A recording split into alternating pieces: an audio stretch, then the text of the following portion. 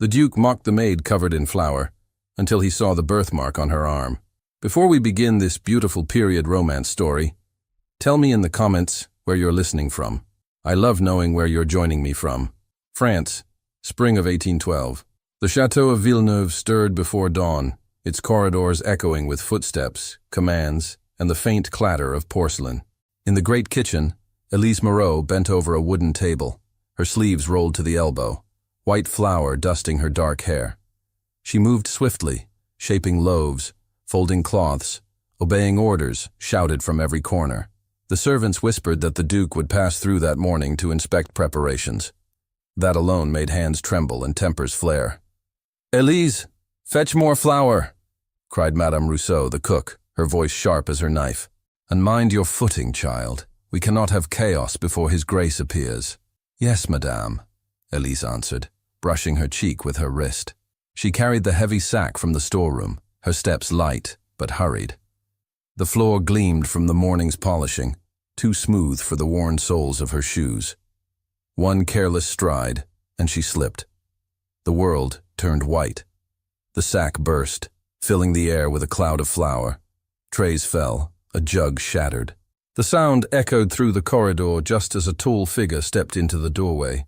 The laughter and chatter died instantly. The Duke of Villeneuve stood there, dressed in dark mourning attire, his expression unreadable. He surveyed the chaos, his gaze stopping on Elise, who knelt amid the spill, her apron, face, and hair covered in white dust. "What?" he said slowly, his voice low and precise. "Is this spectacle?" No one answered. Elise tried to rise, her knees slipping on the powder. "I beg your pardon, Your Grace," she stammered. "It was my fault, Her apology only deepened the silence. The Duke's brow arched. "Indeed your fault. A servant's clumsiness dressed as tragedy. Tell me, do you intend to serve the guests like this? Covered in flour, on your knees before me." A few of the younger maids hid nervous smiles. The Duke's tone, cold and clipped, carried easily through the hall. Elise lowered her eyes. "I meant no disrespect, Your Grace. I will clean it at once." He turned slightly toward Madame Rousseau. "Does your kitchen now train jesters? I thought I commanded a household of dignity." "Your Grace," the cook murmured, bowing her head. "The girl works hard. It was only an accident." "Accidents are the luxury of the idle," he replied. "Remove her from the main hall. I will not have the Duke's guests entertained by servants who tumble through flour like children at play." The words landed heavy in the room. Elise bowed deeply, unable to speak. She gathered the broken jug, her hands trembling. The Duke's voice followed her as she retreated. "Next time, ensure the floors remain as spotless as your apron should have been.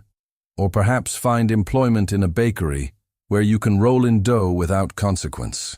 The laughter that followed, light, cruel, obedient, burned deeper than any wound. When Elise reached the corridor beyond the kitchen, her vision blurred. She pressed her hands against the cool stone wall and drew a shaky breath.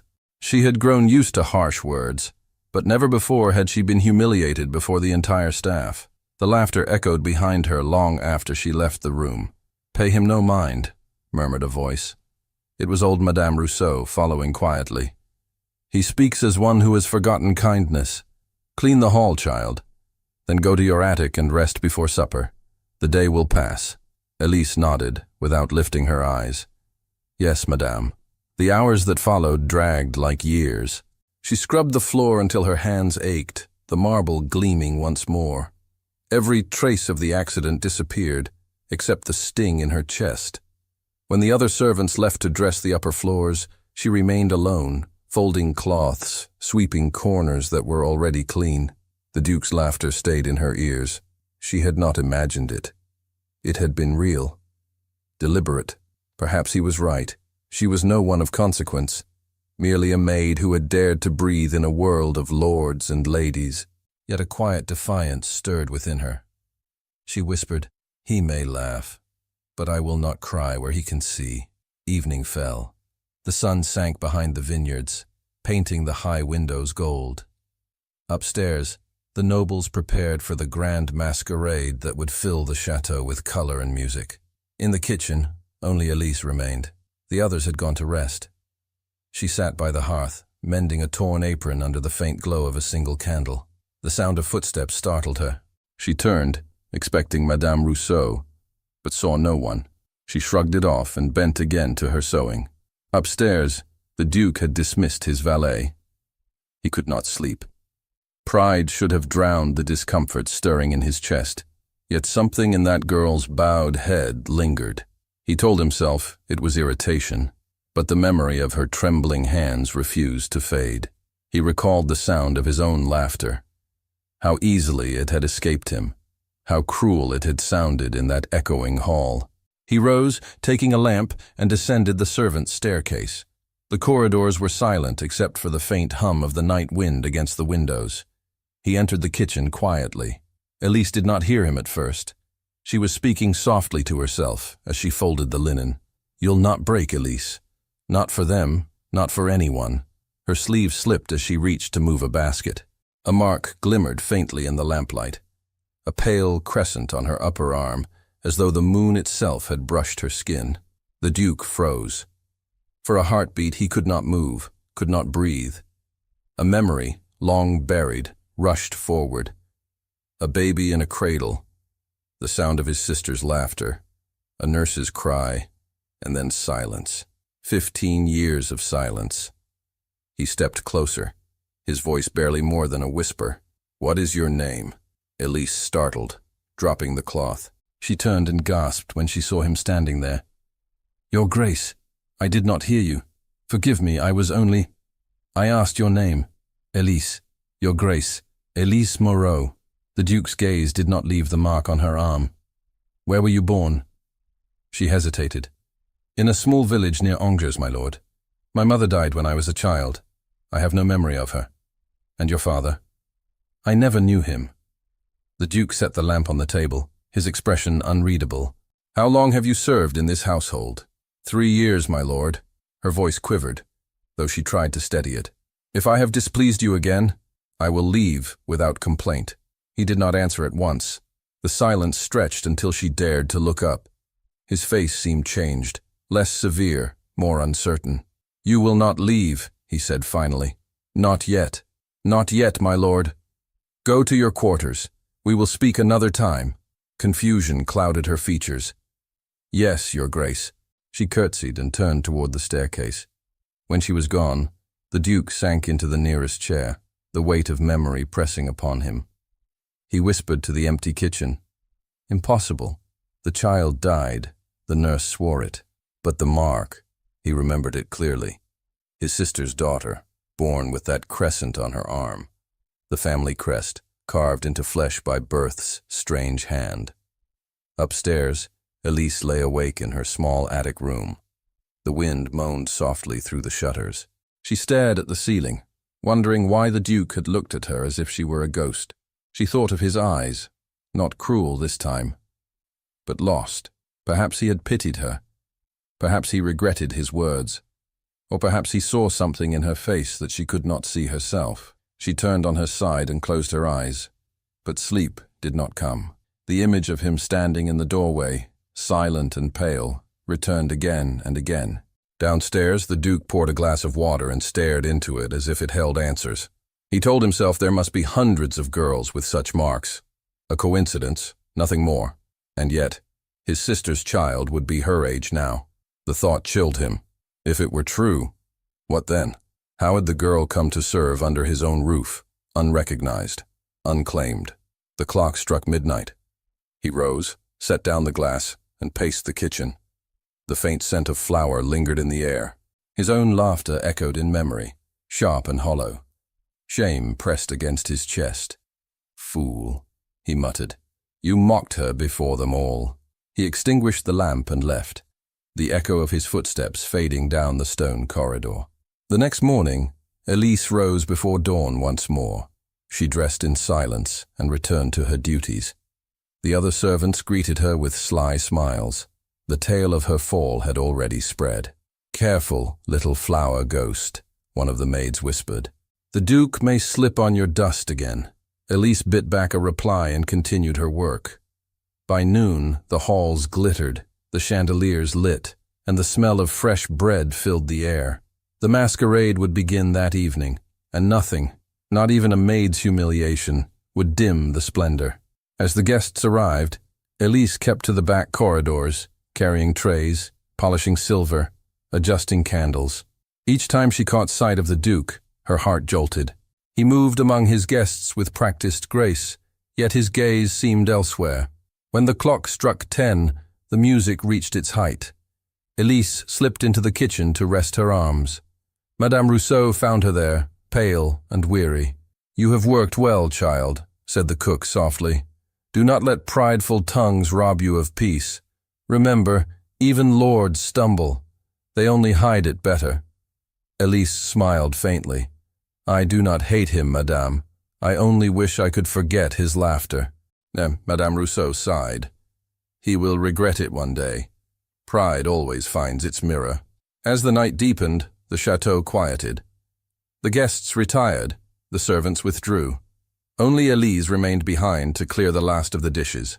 When the candles burned low, she sat again by the hearth, folding napkins into neat squares. Her eyes drooped with exhaustion.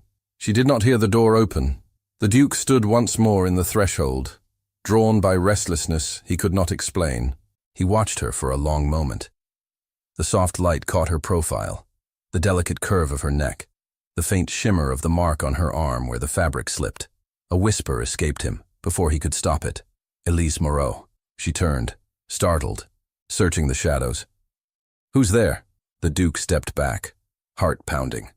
For a breath, he hesitated, tempted to reveal himself. But doubt won. If he spoke, if he named his fear, it would no longer be a secret. It would be truth. He moved silently toward the corridor, the sound of her footsteps following faintly as she approached the door. "Is someone there?" she called again, her voice trembling in the stillness. He slipped behind a pillar, the candlelight spilling just enough to touch his coat. Her eyes swept the room, but she saw only the flicker of flame and empty air. For a moment, she stood still, listening to the hush that wrapped the kitchen. Then she whispered, almost to herself, "Strange. I could have sworn someone was watching." The Duke's hand gripped the stone column. His breath caught. The memory of that crescent birthmark burned behind his eyes.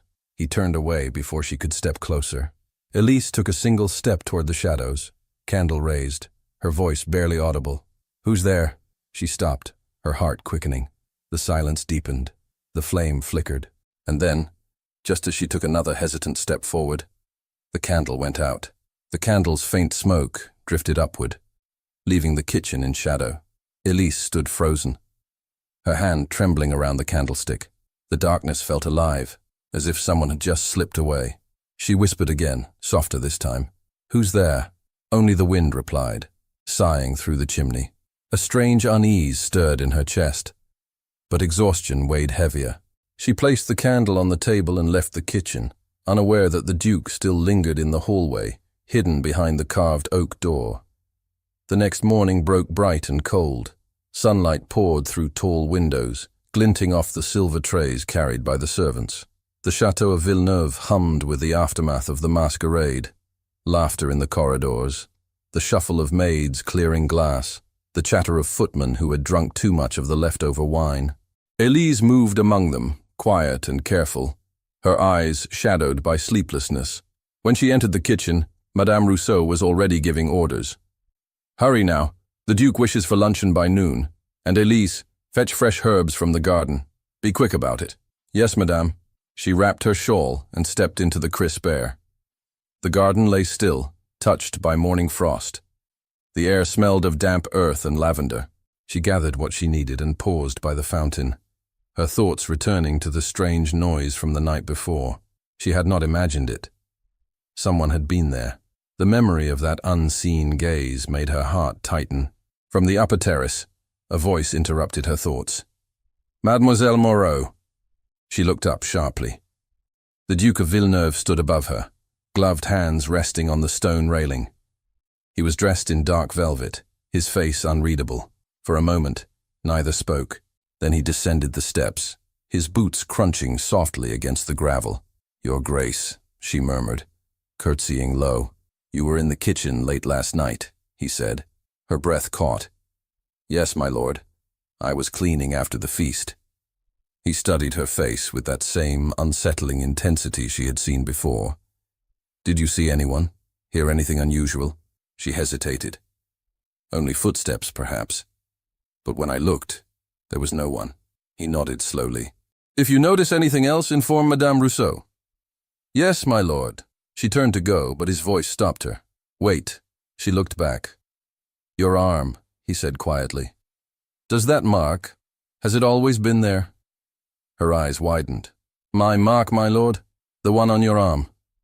She flushed, instinctively tugging at her sleeve. "Since birth, I believe. It is nothing worth notice." "Perhaps," he murmured, his gaze lowering briefly. "That will be all, Elise." She hurried away, her heart pounding. Why would he ask such a thing? What could a birthmark matter to a duke? She told herself it was nothing, yet unease followed her back to the kitchen like a shadow she could not shake. By afternoon, the chateau was alive with gossip. The servants whispered that the duke had been seen speaking with the flower-covered maid in the garden.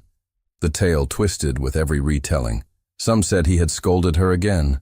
Others claimed he had smiled. The truth mattered little. The rumor was enough to set tongues wagging. At the servants' table, Elise felt the weight of their glances. Two maids snickered softly. One leaned close and whispered, "Careful, Elise. His Grace may take a liking to you yet. Perhaps he enjoys a bit of flour on his fine boots." "Enough," Elise said, her cheeks burning.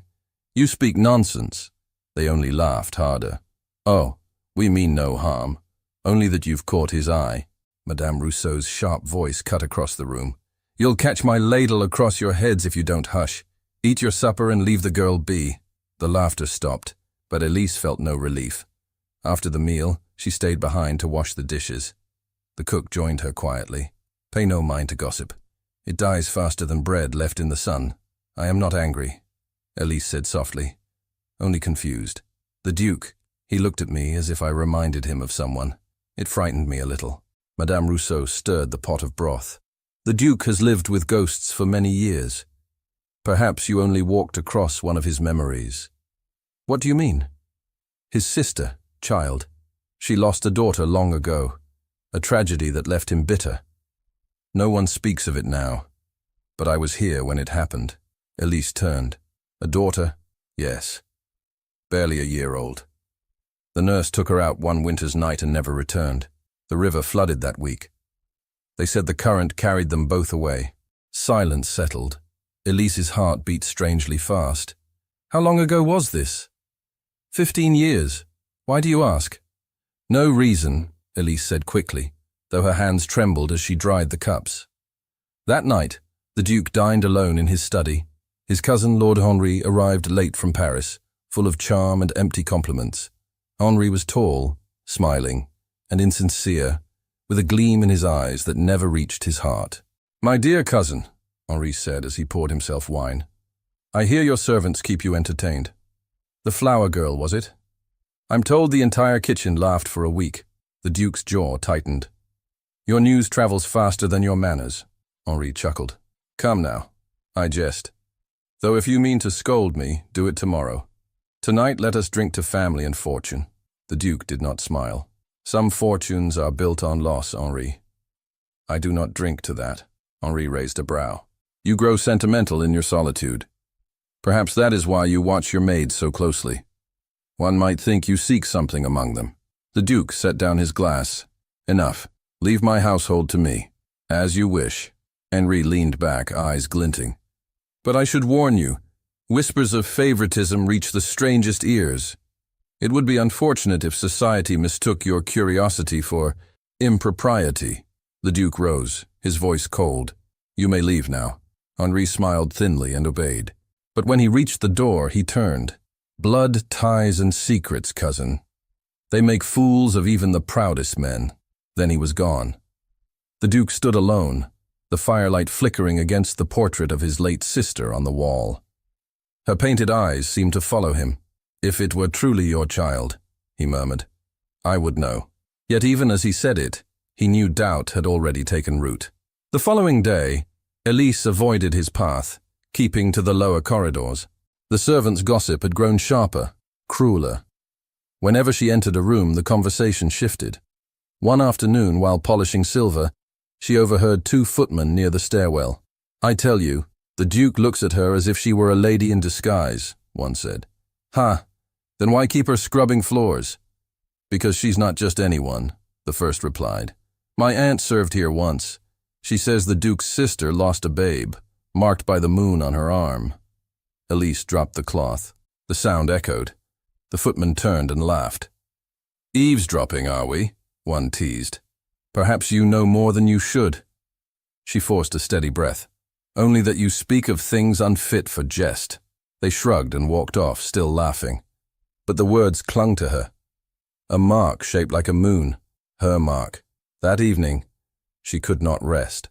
She sat by the narrow window of her attic room, staring at the sky. The moon hung high, pale and curved like the faint scar on her arm. "It cannot be," she whispered. "It means nothing. Nothing at all." Downstairs, Madame Rousseau extinguished the last lamp and turned toward the stair. She froze when she saw a shadow slip across the corridor, a figure moving silently toward the servants' wing. The Duke. He carried no light. In the attic, Elise startled at a soft knock on her door. She opened it to find Madame Rousseau, breathless. "Child, you must be cautious," the old woman whispered. "Someone watches you." "Who?" "I do not know. But the Duke asks too many questions and others notice. It is not safe to be the subject of a nobleman's curiosity. I have done nothing wrong. Perhaps not. But innocence is no shield when envy takes aim. Stay out of sight when you can." Elise nodded, though her hands shook. "Thank you, madame." After the cook left, Elise closed the door and sat on the edge of her bed. The floorboards creaked above as the wind rattled the shutters. She drew the blanket around her shoulders and whispered, "If only I knew who I truly am." At dawn, a commotion broke out in the corridor. Servants whispered, huddled in corners. Elise hurried down to find Madame Rousseau speaking urgently with the butler. "What happened?" she asked. The butler's face was grave. "The Duchess's golden locket is missing. It was last seen yesterday in the drawing room. The Duke demands an accounting of every servant who entered." A murmur of alarm spread. Elise's heart sank. She had been there briefly, carrying linen. By midday, the Duke stood before the assembled servants in the great hall. His expression was calm, but his tone sharp. "The locket of the late Duchess has disappeared. It holds great sentimental value. I will have it returned before nightfall." He paced slowly. "If anyone has knowledge of it, speak now." No one moved. Elise felt the room close in around her. The housekeeper stepped forward. "Your Grace, I hesitate to mention it, but one of the maids was seen near the Duchess's chamber yesterday afternoon. The girl, Moreau." Every gaze turned toward her. The Duke's eyes met hers, unreadable. "Is this true?" I carried linens, my lord. I placed them by the door.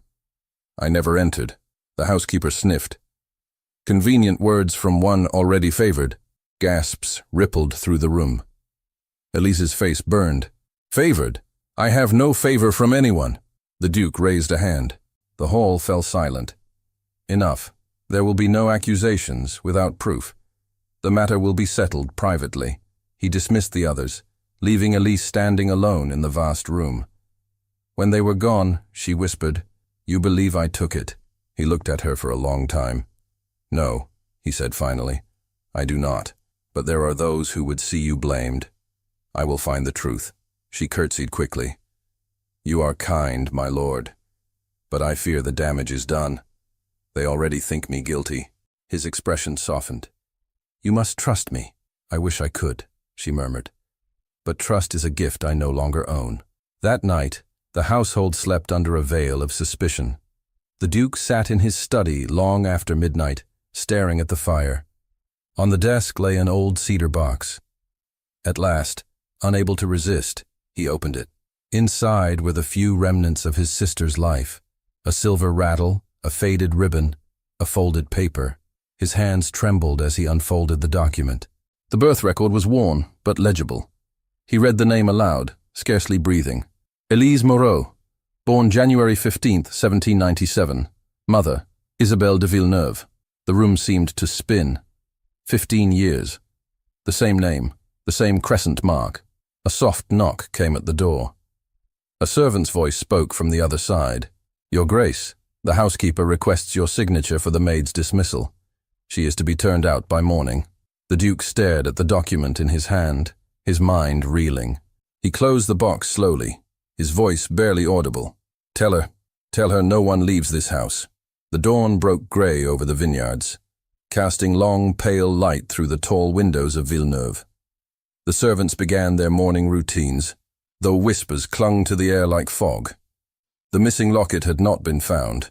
Elise had not been dismissed, though everyone expected it. Her name, once barely noticed, now travelled from lip to lip, with quiet venom. When she entered the kitchen, silence fell. The other maids avoided her eyes. Only Madame Rousseau spoke. You must eat something, child. I'm not hungry, Elise murmured. You'll need strength. The Duke will call for you. He means to question everyone again. I have told the truth. The cook sighed. Truth rarely satisfies those who seek scandal. Elise nodded faintly and returned to her chores. Yet every step felt heavy, every movement watched. At times she caught sight of Lord Henri in the corridor, his smile sharp as a blade. He had arrived early that morning, speaking privately with the housekeeper.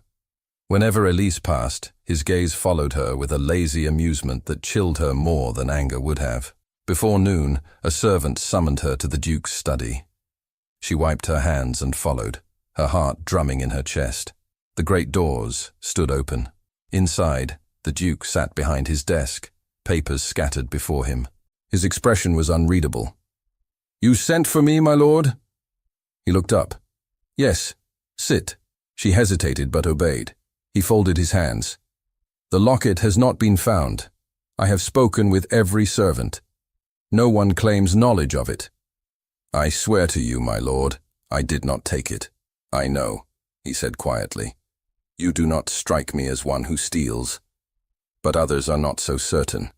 The housekeeper insists she saw you near the chamber. I was there, Elise admitted. But I did not cross the threshold. I placed the linens outside and left. The Duke studied her face. When you were accused, you did not defend yourself. What defense has a servant before her master? My word weighs nothing against the housekeeper's. Something in her calmness unsettled him. Your word weighs more than you think. Her eyes flickered with surprise. You believe me, then? I do. For a moment, the room felt strangely quiet. He wanted to tell her why, to explain the proof hidden in his desk, the birth record with her name. But caution held his tongue. Too much, too soon, could ruin everything. Instead, he asked softly, Elise, do you remember your childhood, your family? She blinked.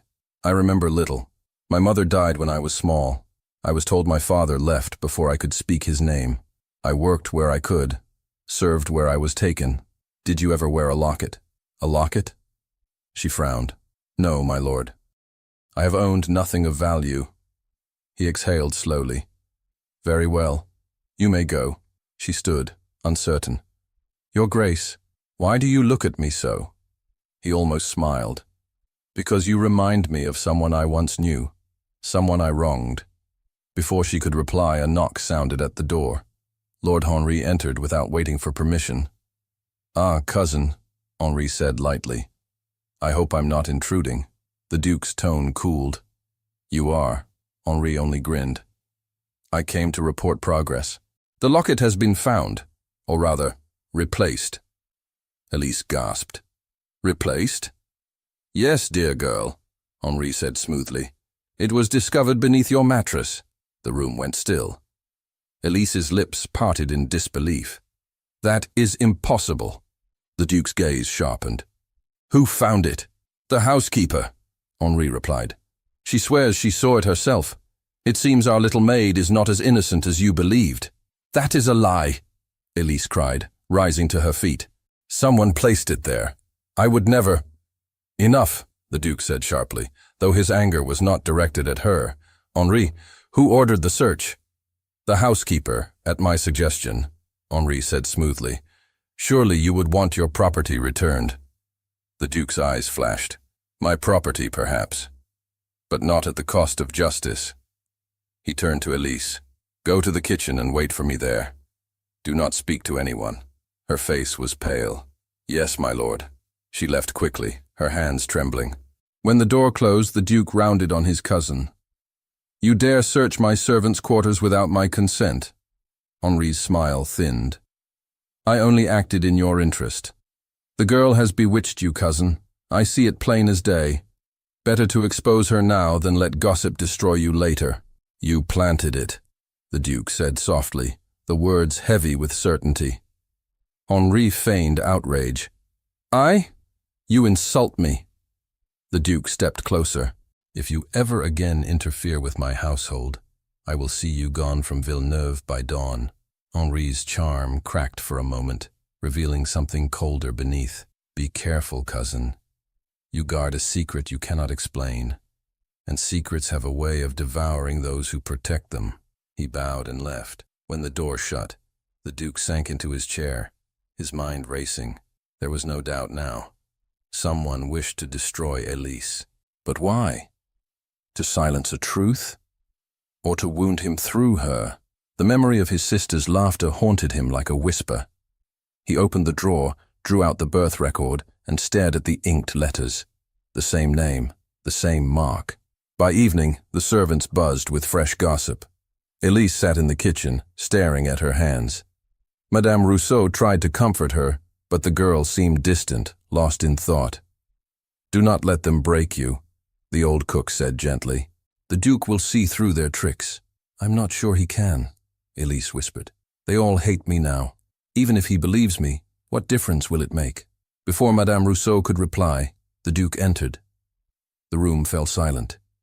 He looked around, his voice calm but firm. Leave us. The servants scattered until only Elise and the Duke remained. Elise, he said, someone has used the locket to harm you. I will not allow it. Her eyes lifted slowly to his. You should let them dismiss me, my lord. It will spare you trouble. No, he said. Leaving would serve them. I mean to find who did this. Why do you care? She asked quietly. He hesitated. Because I owe you a debt I can never repay. Her brow furrowed. I do not understand. One day you will. He turned to go, but she reached out suddenly, her voice breaking. Your Grace, I cannot bear their eyes upon me. They whisper when I pass. They laugh behind doors. I have done nothing, yet I am guilty in their hearts. He faced her again, his expression softening. Then trust in mine. I will protect you. For the first time she saw something human in his gaze, a warmth hidden beneath the weight of his title. Her throat tightened. Thank you, my lord. He left her then, but the echo of her gratitude followed him down the corridor. Later that night he sought out Madame de la Roque, the old governess who had once cared for his sister's child. She received him in a dim parlor filled with the scent of lavender and dust. My lord, she said nervously, it has been years since I have seen you. To what do I owe this visit? He remained standing. You once served my sister. You remember her daughter? The woman's hands trembled. Of course, Your Grace. A tragic loss. Was it? His voice sharpened. Tell me again how the child died. Madame de la Roque swallowed hard. The nurse took her walking by the river. The water rose suddenly. They were never found. Convenient, he said coldly. And yet a child matching her age and mark now lives under my roof. The governess's face went pale. Impossible. Is it? Her name is Elise Moreau. She bears the crescent birthmark on her arm. The woman's lips quivered. That cannot be. Unless what? She shook her head. No, I cannot. You will, he said quietly. Her eyes filled with tears. I was told to say the child had drowned. There were reasons. Your sister's husband was gone, her name already questioned. The nurse fled with the baby to save her from scandal. I was sworn to silence. When word came of the nurse's death, I assumed both were lost. The Duke's fists clenched. Who told you to keep silent? Madame de la Roque hesitated. Your uncle, Lord Henri's father. He stepped back, the truth sinking like a stone in his chest. So the lie was born of ambition. He sought to secure his own son's inheritance. she whispered. I feared to oppose him. Forgive me, my lord. I believed the child gone forever. The Duke drew a slow breath. Then she is indeed my sister's daughter. The governess nodded, tears spilling down her cheeks. Not a servant, he murmured, but my blood. When he returned to the chateau, the halls were silent. He found Elise alone in the kitchen again, her candle burning low. She looked up as he entered, startled. My lord, she said softly, you should not be here. He ignored the words and stepped closer. Elise, I know the truth now. The truth? You were wronged long before you entered this house. You are not who they believe you to be. I don't understand. He reached for her hand, hesitated, then let it fall. You bear a mark, shaped like a crescent. Yes. So did my sister's child. You are her daughter. Her eyes widened. That cannot be. I have proof. The birth record. The governess confessed. You were hidden to protect the family's name. Elise shook her head, tears springing to her eyes. No, I am only a maid. I belong nowhere. You belong here, he said firmly. You are the rightful Lady Moreau de Villeneuve. She covered her mouth, her breath trembling. You cannot mean this. I do, and I will see your name restored. For a long moment, neither spoke. The candle flickered between them. Then she whispered, Why tell me now? Why not keep it secret? Because secrets have already destroyed too much. I will not let them claim another life. She sank into a chair, overwhelmed. If this is true, what will happen to me? To you? He smiled faintly. We will face that together. But before either could speak again, the door creaked open. A shadow moved in the corridor. The Duke turned sharply, but the hall was empty. Elise clutched his arm. Someone was listening. He strode to the door and stepped into the passage. Faint footsteps echoed, retreating quickly toward the servant's stair. He caught a glimpse of a dark coat disappearing around the corner. Henri. When the Duke returned to the kitchen, Elise's face was pale with fear. He heard us, she whispered. Yes, the Duke said grimly, and he will not let the truth rest. The candle flame wavered between them, casting shadows across the walls. A sudden sound broke the silence, the distant slam of a door, heavy and final, echoing through the chateau. The echo of that slammed door rolled through the empty halls like thunder. Elise and the Duke stood frozen in the kitchen, their eyes fixed on one another. The candle flickered and went out, leaving only the dying glow of the hearth. For a moment, neither spoke. Then the Duke took her hand gently, his voice low but urgent. You must not be seen tonight, he said. Henri knows now. He will use what he heard before I can act. Elise's voice trembled. What will he do? Anything to keep the truth from spreading. If you are indeed my sister's daughter, then he stands to lose everything. The title, the estate, his inheritance. He will not accept that quietly. I never wanted any of this, she whispered. I would rather live unknown than cause harm. He shook his head. You cannot hide from who you are. I will see your name restored, and his lies buried. But even as he spoke, she saw the doubt in his eyes. Not of her, but of himself. He knew the cost of defying his own family. He would lose friends, reputation, perhaps even the crown's favor. Still, he straightened his shoulders, and for the first time she saw a trace of courage rather than pride. Before dawn, the Duke summoned Madame de la Roque to his study once more. The old governess arrived, trembling, clutching her shawl. Madame, he said, I must ask you to sign a declaration. The truth must be written. You will testify that Elise Moreau is the child of Isabelle de Villeneuve. She hesitated. My lord, if Lord Henri learns of my confession, I shall have no peace. I will see that you are protected, he said firmly.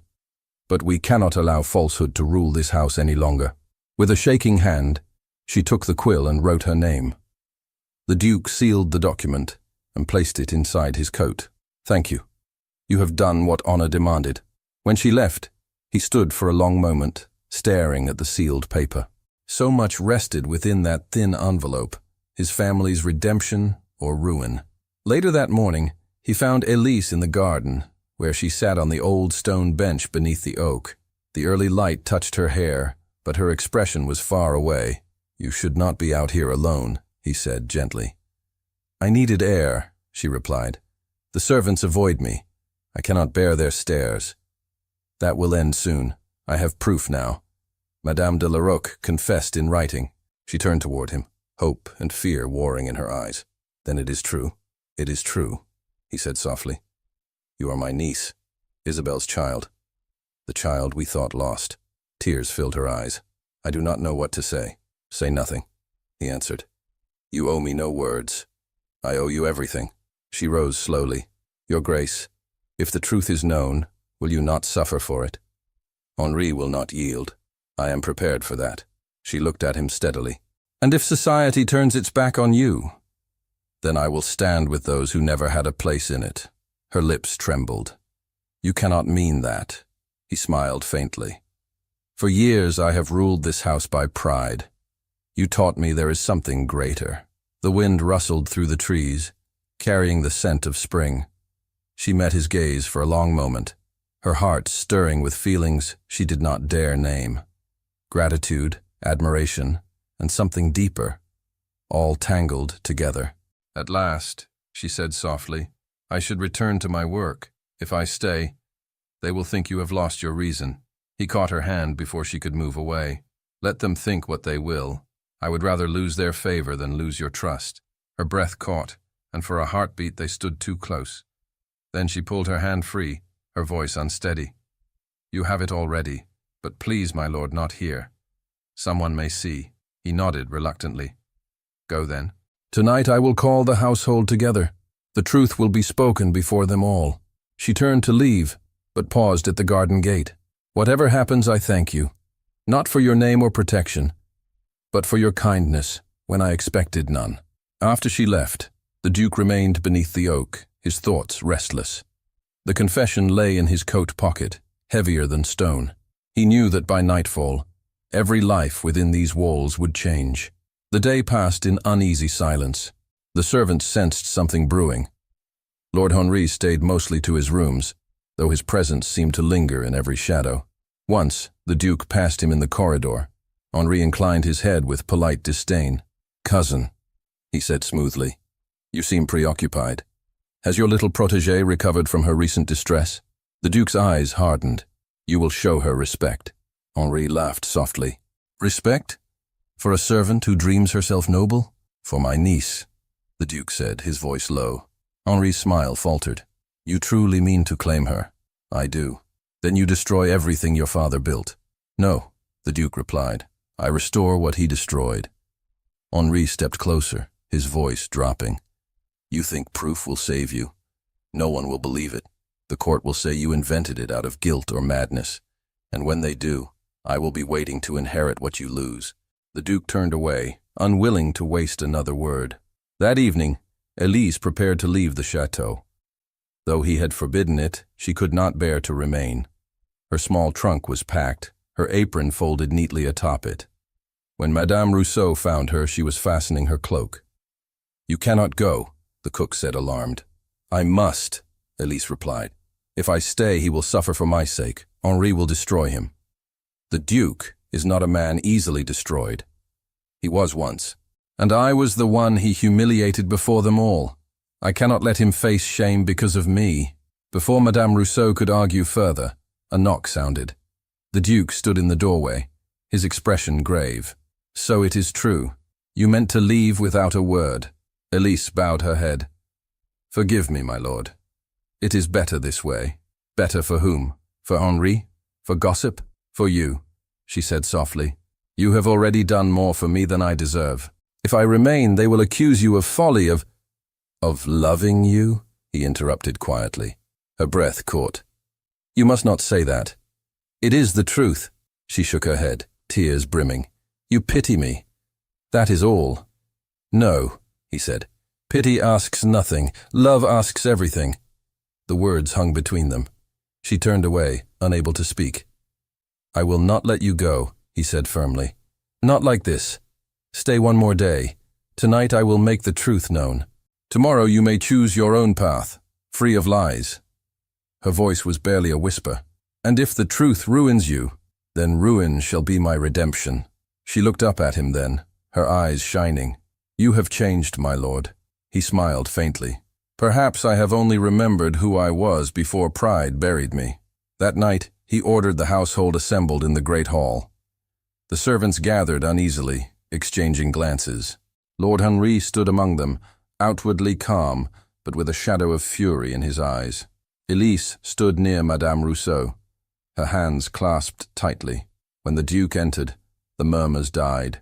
He walked to the center of the room and faced them all. "You have served this house faithfully," he began. "But there has been deceit among us. A lie that has lasted 15 years. The servants shifted, whispering. Henri's smile was tense. "This young woman," the Duke continued, gesturing toward Elise, "was accused of theft. She was mocked and humiliated under my own roof. Yet she bears the blood of Villeneuve. She is Isabel's daughter, my sister's child, hidden from us through deceit." Gasps filled the hall. Elise stood motionless, her heart pounding. Henri stepped forward, voice smooth but sharp. "This is madness, cousin. Where is your proof?" The Duke drew the sealed confession from his coat. "Here, signed by Madame de la Roque, witnessed by my seal." Henri laughed bitterly. "An old woman's word against a family's honor. No one will believe it." "They will," the Duke said, "because I will swear it before the crown." The silence that followed was heavy. Then Henri spoke again, softly, venomously. "You are throwing away everything. Your title, your standing. For a servant girl you scarcely know." The Duke met his gaze. "For truth, not for appearances. You fear her because she ends your claim." Henri's face paled. "You will regret this." "Perhaps," the Duke said, "but not as much as I regret the day I mocked her." He turned to the assembled staff.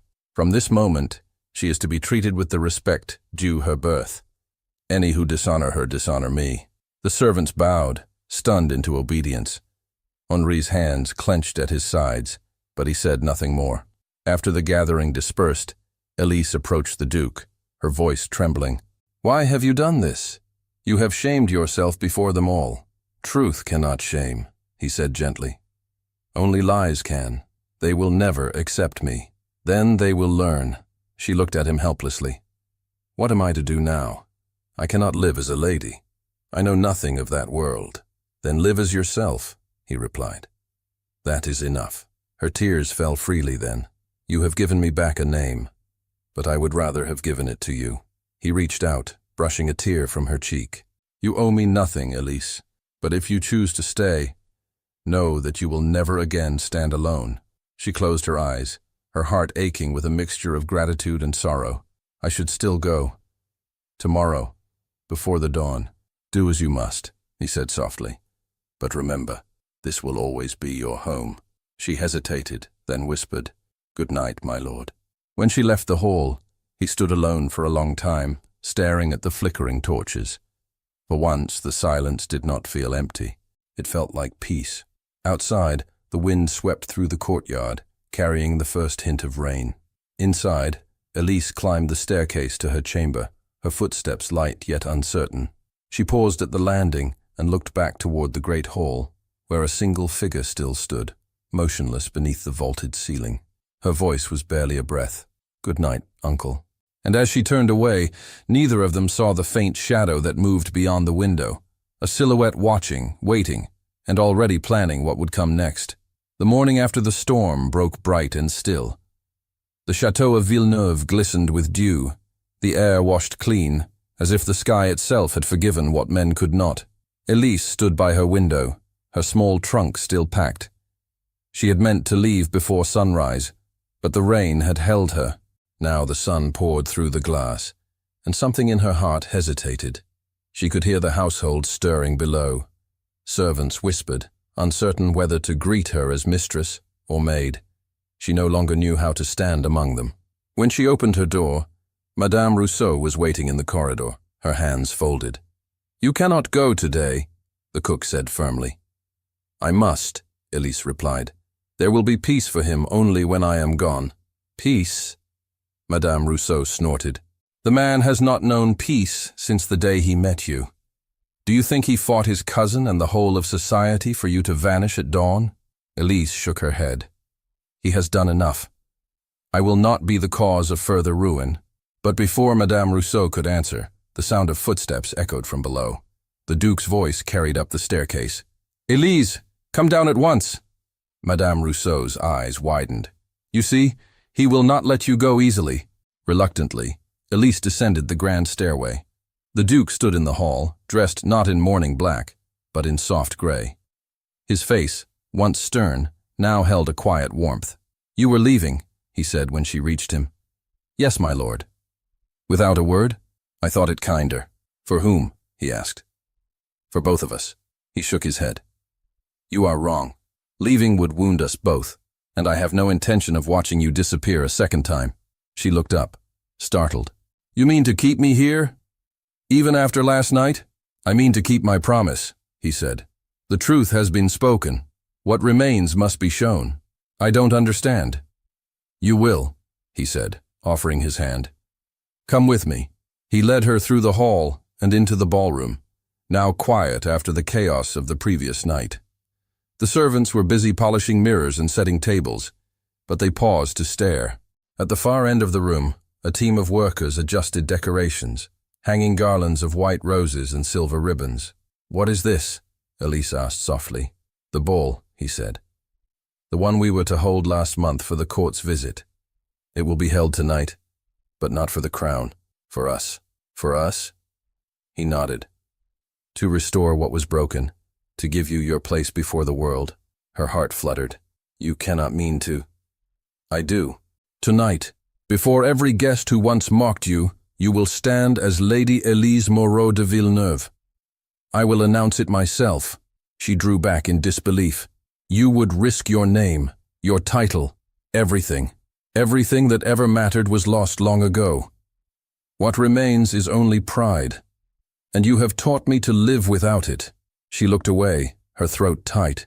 And if they laugh again, then let them laugh, he said gently. The first time I joined them. This time, I will silence them. For a moment she could not speak. At last she whispered, You are kind beyond reason. No, he said. I am merely late in learning compassion. The day passed swiftly. Invitations were sent across the valley. The household moved with a strange mixture of dread and wonder. Some servants polished silver with trembling hands, unsure whether they served a duke or a dream. Others whispered that fate had turned full circle, that humility had tamed arrogance at last. As dusk fell, Elise stood before her small mirror, wearing a gown of pale blue silk that Madame Rousseau had found in an old chest. It had once belonged to the Duke's sister. The fit was near perfect, as though time itself had waited for her to wear it. Her hair, loose at first, was gathered by the cook's gentle hands.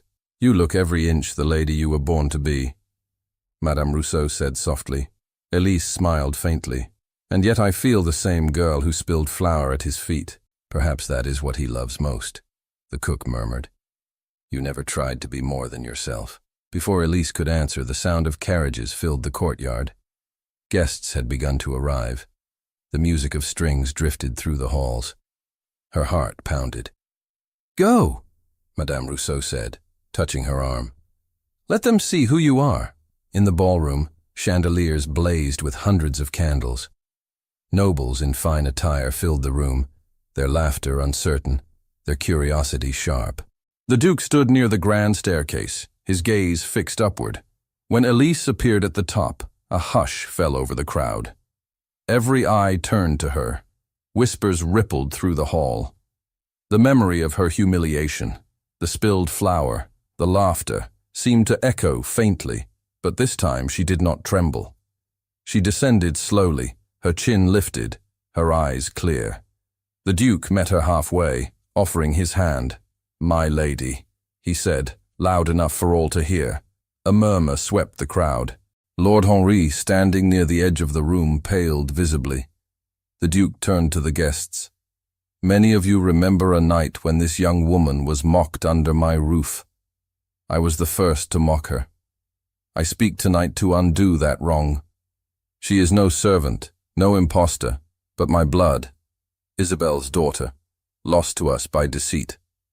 Her name is Lady Elise Moreau de Villeneuve, rightful heir to this house. Gasps and whispers filled the hall. Henri stepped forward, his voice cutting through the noise. You expect us to believe this fairy tale? The Duke faced him calmly. I expect nothing. The truth stands whether you honor it or not. He turned to Elise and opened a small velvet box. Inside lay the Duchess's golden locket, now restored. This belonged to my sister, he said. It was stolen, then found. Its journey mirrors yours, cast aside, then reclaimed. He fastened it around her neck. Welcome home. Tears welled in Elise's eyes. You have given me more than a home, my lord. You have given me myself. A soft murmur of approval moved through the room. Even those who had doubted could not deny the grace of the moment. Henri, his face ashen, turned on his heel and left the hall without a word. The orchestra began to play, hesitant at first, then sure. The Duke extended his hand. Will you dance with me, my lady? Her voice trembled. I do not know the steps. Then follow me. I once led through arrogance.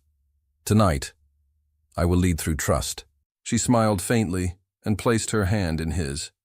The music rose. The crowd parted as they began to move. His hand at her waist, her fingers resting lightly on his shoulder. They glided across the floor in a rhythm both simple and perfect. Around them, conversation faded. For that brief span of music, there were no titles, no servants, no judgment. Only two souls who had found each other through forgiveness. When the music ended, the guests erupted in applause. Elise's cheeks flushed, her breath unsteady. The Duke bowed before her, then whispered so only she could hear, You have freed me from myself. And you, she answered softly, have taught me to believe again. The evening continued in a haze of music and laughter. Elise was greeted by noble ladies who once ignored her, by old friends of the family who expressed wonder and apology. Yet her gaze returned always to the Duke. Each time their eyes met, something wordless passed between them, a promise that neither rank nor memory could undo. Near midnight, she stepped out onto the terrace for air. The sky was clear, the moon bright above the vineyards. She held the locket against her heart, feeling its quiet weight. Footsteps sounded behind her. She turned. The Duke approached slowly, his face softened by the candlelight streaming from the hall. You disappeared, he said. I needed a moment to breathe. May I join you? Always. They stood in silence for a while, listening to the faint hum of violins through the open doors. At first, she said quietly, I wished only to leave this place. I thought freedom meant running away, but now I see it is not distance that frees us. It is forgiveness. He nodded. And forgiveness begins when we stop hiding from truth. She looked at him, her eyes glistening. Do you regret anything? Only that it took me so long to see what was before me. Her voice faltered. And now? Now, he said, stepping closer. I see nothing else. For a heartbeat they stood motionless, the air between them alive with unspoken feeling. Then he took her hand and brought it gently to his lips.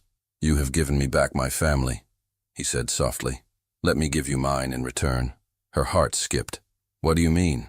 I would have you remain here, not as guest nor ward, but as the mistress of Villeneuve. If your heart allows it, I would ask for your hand.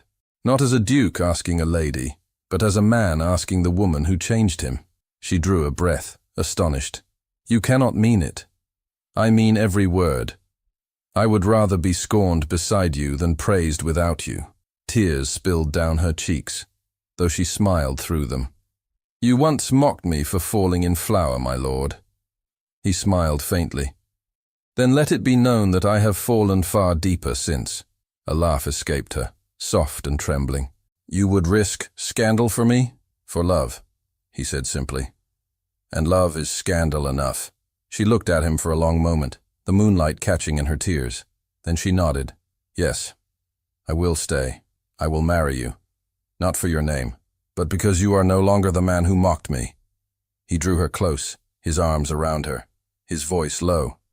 And you are no longer the girl I humiliated, but the woman who taught me mercy. The music inside swelled again, the first notes of a waltz. He guided her back toward the ballroom, where the guests watched in stunned silence as the Duke led her to the center of the floor once more. He raised her hand, his voice ringing clear. To those who witnessed my cruelty once, witness now my vow. Tonight, I ask Lady Elise Moreau de Villeneuve to become my wife. The hall erupted in applause. Elise, overwhelmed, could only smile through tears. The Duke took her hand and kissed it before all assembled. The orchestra resumed, the music bright and full. They danced again, laughter and joy blending into the night. The candles shimmered above them like stars brought down to earth. Around them, faces once filled with pride now softened with grace. As the final notes faded, the Duke whispered against her ear, "Do you forgive me at last?" She leaned closer, her voice barely more than breath. "There is nothing left to forgive." And as the crowd cheered, he kissed her, gently, reverently, before all who had once doubted. The music swelled once more, and the story that had begun in humiliation ended in light. The last thing Elise remembered that night was the sound of laughter, not mocking, but joyful, echoing through the hall as dawn touched the windows with gold. Thank you so much for listening to this story all the way to the end. We hope it moved you as much as it moved us while telling it. We'd love to hear your thoughts. Leave us a comment telling us where you're listening from and what you liked the most. Rate this story from 0 to 10. What score would you give it? If you enjoyed this story, don't forget to subscribe to the channel and leave a like as a show of support. That really motivates us to keep creating and sharing more stories full of emotion and life lessons. And before we go, we want to remind you that an exciting and heartwarming story recommendation will appear on the final screen. If you'd like to enjoy it, just click on the video. Thank you once again for being here, and we'll see you in the next story.